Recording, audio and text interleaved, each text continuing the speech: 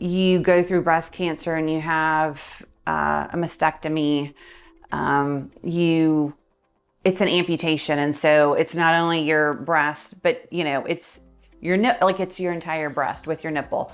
And so if you do go through reconstruction, which I did after having a mastectomy, and then prophylactic on the other side with my deep flap reconstruction, you can choose to not have nipples created during surgery or afterwards, which a lot of women do because they don't want to go through another surgery or have longer surgeries than they're already going through.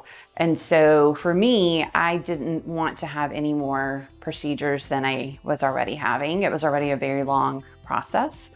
So when I found out that the 3D nipple areola and restoration was an option, and saw what amazing work that looked like and how realistic it was, that for me that made the decision for me, because I didn't want to have to do another process, another surgery where I was, put under anesthesia, had to go through recovery, was out of work. And so I did my research. I'm somebody that's really big on doing research. And so through that, I was able to find Lila and talk to some other people who were familiar with her and her work and touch base with her. And I couldn't have been more pleased with how the process went today and how easy it was and how genuine she was and her interest in my story and helping me to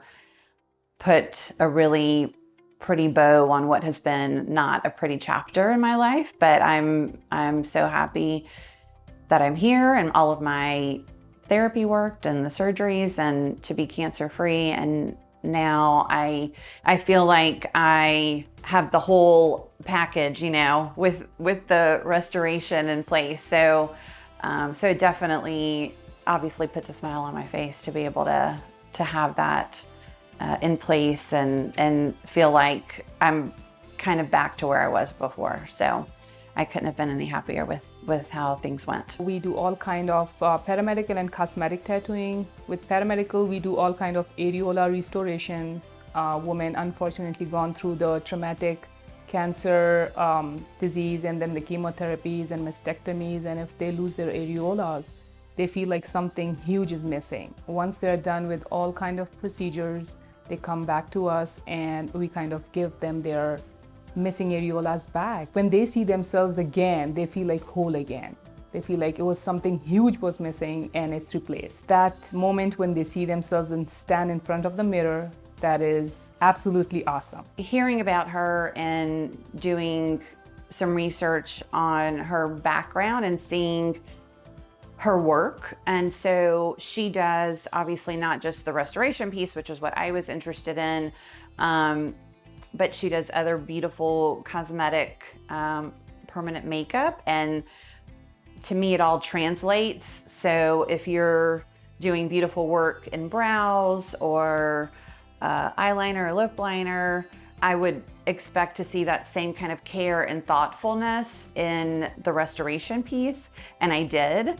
And so, those pieces of cosmetic surgery or not surgery, but procedures are easily viewable on Facebook, but the restoration piece isn't.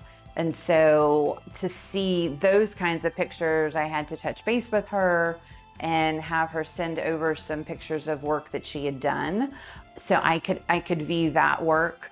But viewing her Facebook page and her post about her clients that came in and just how thrilled she was about how happy they were with the service, that she was able to make them feel better about whatever it is that they were having done, that was really appealing to me. That genuineness was very appealing, and her background and what studies she's gone through in terms of preparing to do this type of work. And after talking to her more today and finding out that she has some history with her own family that makes the nipple and areola restoration more personal to her.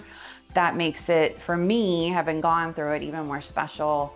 So that really just kind of was full circle for me to have somebody who's had an experience with somebody with breast cancer and being able to close the loop for me was really great. I try my best to keep up with all the advancements with it, all the new training, since the field is evolving with each passing month.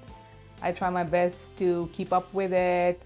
I in fact intend to have this training from Germany about the eyeliner and lips that I'm really excited about. As soon as we are done with the COVID regulations and everything, I would be up for it. And anything that can keep my patients happy and can make the procedure easier for them,